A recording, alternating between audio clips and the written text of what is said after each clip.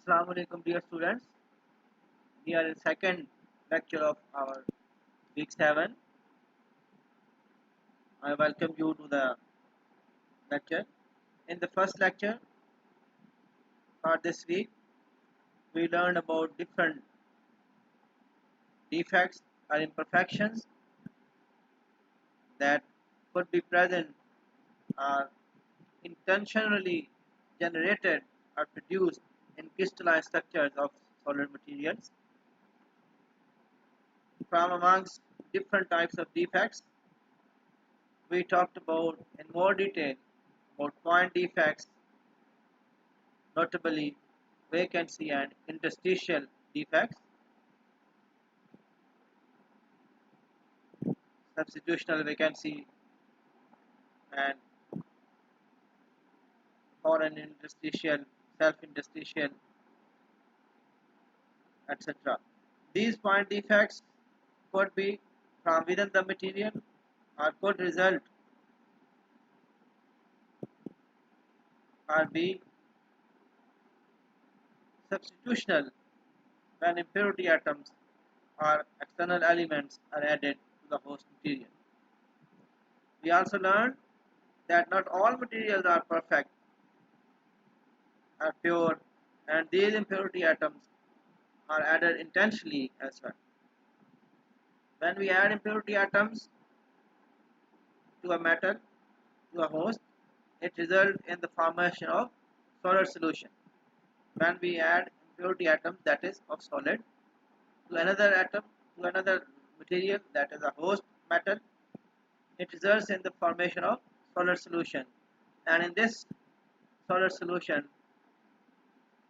we keep the structure in contact, that is, the host structure is kept same or is maintained. But as we talked and actually try to understand this with an example of water and sugar, that there a new phase, a physical phase may appear that is differentiable or that can be observed within the host material. These impurity atoms are also a type of defect in that host material. So you can say that solid solution is also a solution that contains imperfections or defects.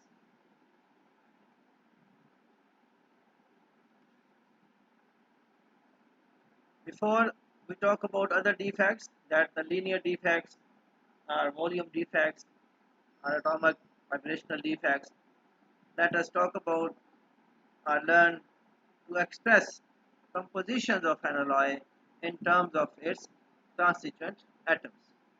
We have an alloy that is a combination of at least two or more metals or materials, and how this alloy is expressed in composition or concentration ratios.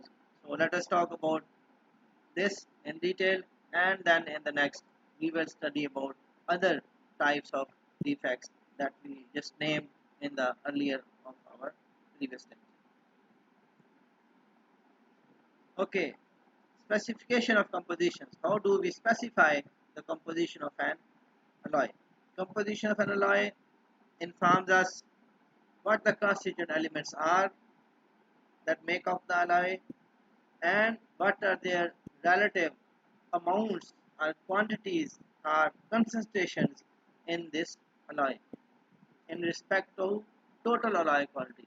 Of course, we have 2 or 3 or 4 elements in an alloy or in a solid solution, and then they make up a total quantity, and how much is each of the constituent in the alloy. That is actually called concentration or composition of alloy. These constituent concentrations or amounts are expressed in many different styles or ways, and these are most commonly in atom percent or weight or mass percent concentrations they are expressed. individual constituent quantity or concentration will be then the percentage of total alloy quantity, either in atom percent or weight percent. How much in percent is one element in comparison to total alloy quantity, that is called concentration or compositional, or you can say quantity measurement or description of the alloy.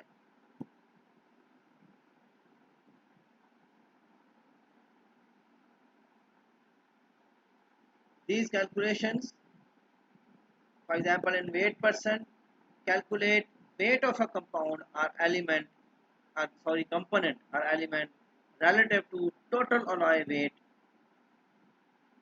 Okay, whereas for atom percent, here we calculate number of moles of an element in relation to total number of elements in the alloy, all the elements in the alloy. So weight percent calculates weight of a typical one component in respect to the total alloy weight, and in atom percent we calculate number of moles. I hope you can relate atoms with moles. How many atoms are there in one particular mole? Okay, so atom percent actually calculates number of moles of one component or element relative to total moles of all the components summed together in the alloy, or all the elements summed together in the alloy. This gave you concentration or composition in atom percent. Mathematically, we have different relations to express these atom percent and weight percent compositions or concentrations. We simply look at these, and then solving examples and numerical problems, you can understand these relations as well. So specification of composition for an alloy, taking an example of an alloy. For example, we take an example of a hypothetical alloy that has two elements, say element 1 and element 2. Then in this hypothetical alloy, concentration of element 1 in weight percent given, for example, by C1, and described by WT percentage, weight percent. That shows weight percent, WT, and percentage sign that shows you depicts weight percent calculation. So this can be obtained by the formula that you see in the slide given by question 4.3a. That is, C1 is the concentration of element 1, and that is you can calculate by the relation M1 over M1 plus M2 into 100.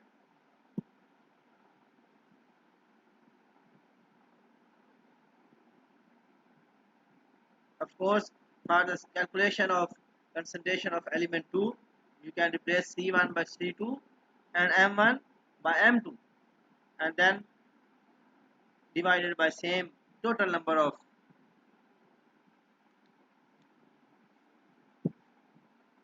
masses of the two element alloy or hypothetical alloy M1 plus M2 into 100 give you the concentration of second element in the alloy.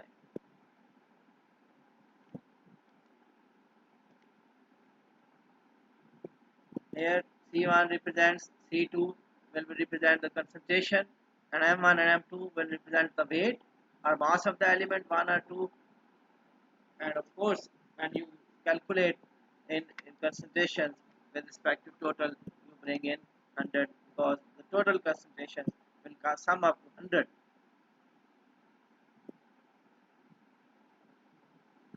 Now, for concentration calculations in atom percent, and that we defined that it is the actually quantity of moles. So first we need to determine number of moles of the elements in the alloy if we are not given or if we don't know in advance. And how we can calculate number of moles? Of course, you can calculate number of moles of an element in the alloy by the relation given in 4.4 in your slide. And this is the element of the mass, mass of the element divided by atomic weight of the element gives you number of moles for that particular element.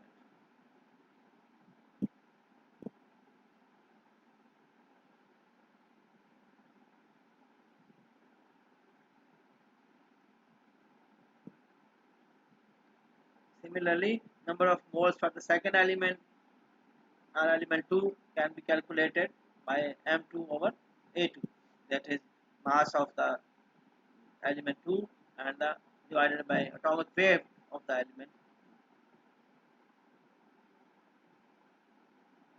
So then concentration of elements in terms of atom percent of element 1 in the alloy of elements 1 and 2 will be calculated using relation given in 4.5a. Here again C1 dash simply represents the concentration of element 1 in the alloy in atom percent, and nm1 is the total number of moles of element 1, nm2 is the total number of moles of element 2. And as we said, atom percent calculations can also be made on the basis of number of atoms instead of moles. You know there is a certain amount of atoms in 1 mole. So if you know the number of moles, you can simply calculate by the multiplication of that basic amount of atoms in 1 mole and total with the multiplying with total number of moles, you can get total number of atoms for a particular element. I hope you remember how many atoms are there in 1 mole of an element.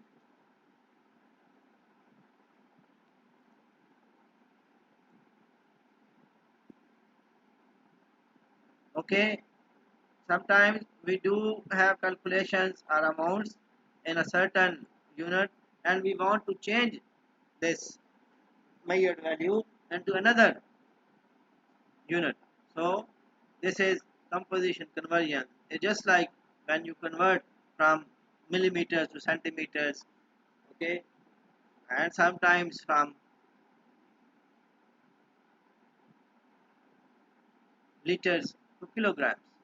Okay, so there are specific conversion formulas that you can use to convert one given quantity into one desired unit quantity. For example, if we are given composition of an alloy either in atom percent or weight percent, we can easily convert any of the two into the other by using the relations given in 4.6a and b, 4.7a and b.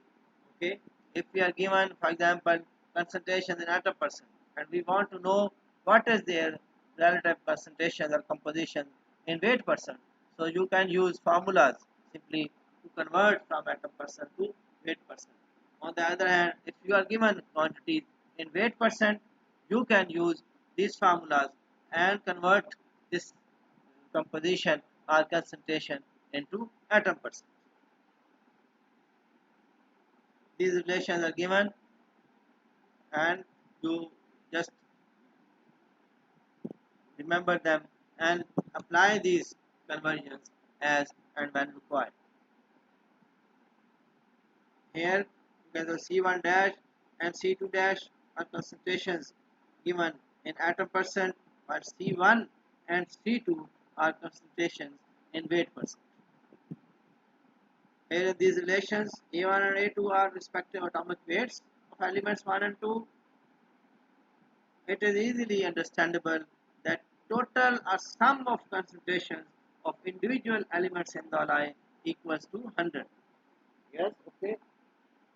Because we convert into percentage or total amount. So the total concentrations when converted in atom and weight percent, however, must sum up to equal 100.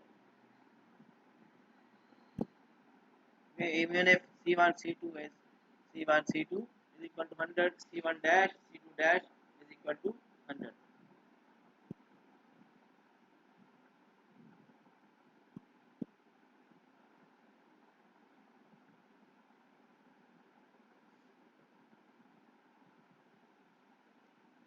Keep this in mind. The total or sum of concentrations of individual elements in an alloy equals to 100, and that will help you to recheck your calculations when you have calculated your concentrations or composition of an alloy in atom percent or weight percent, that the sum of them should equal 100.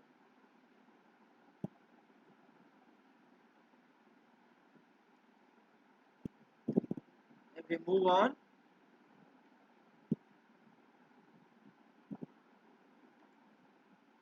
now in previous we were talking about conversions when we have measured values or concentrations in, for example, atom percent, and when we want to convert it into weight percent, or in the other case we have values or concentrations in weight percent and we want to convert them into atom percent. So we have relations that we expressed earlier in 6 and 7, A and B respectively. Now if we are given values, for example, in grams or weight percent to mass percent volume for an atom for an alloy of two elements, we can convert them to kilograms per cubic meter as well. Okay, you are given concentrations in weight percent or atom percent. Of course, you can convert atom to weight, weight and weight to atom percentage using the earlier relations described. But then if you are given concentrations in atom percent and weight percent, you can convert them into kilogram per cubic meter as well. And how you can convert these concentrations from atom to weight percent into kilogram per cubic meter? The relations are given in 4.9a and 4.9b.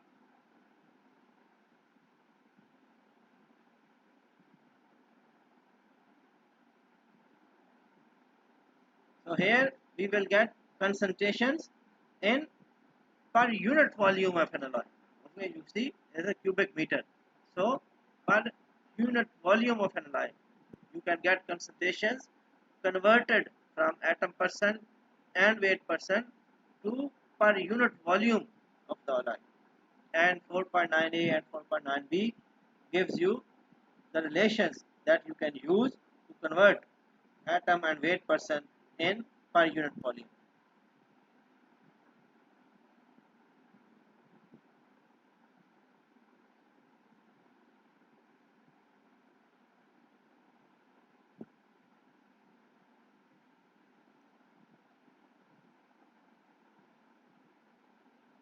Now if we are given the compositions again in atom percent and weight percent, we can calculate density and atomic weight of the alloy as well using the relations that are given in 4.10 AB and 4.11 A and B. If we are given concentrations in atom percent and weight percent, that is depicted by C1 and C1 dash, you can use these concentrations and applying the formulas given in 10, 4.10A and 4.10B, 4.11A and 4.11B, you can determine the density and the atomic weight of the alloy respectively from these concentrations in atom and weight percent. Here rho and A average represent density and atomic weights of the alloy respectively. So these relations help us to determine concentrations in different forms, in atom percent, in weight percent, in volumetric measurements, and from these concentration relations we can determine density and atomic weight of the alloy as well, applying all these formulas that we discussed here. In the next, and also given on your reading material, if you can just look at this exercise and try to learn how we reach at the relations that we described earlier. For example, here is an example that gives you the relation that is described in 4.6a. Please try to follow this example and also the numericals that are selected and given to you by email to solve. And then if you have confusions, of course we will be discussing this in our live sessions step by step as you would like. Until then, Assalamu alaikum. Allah Hafiz.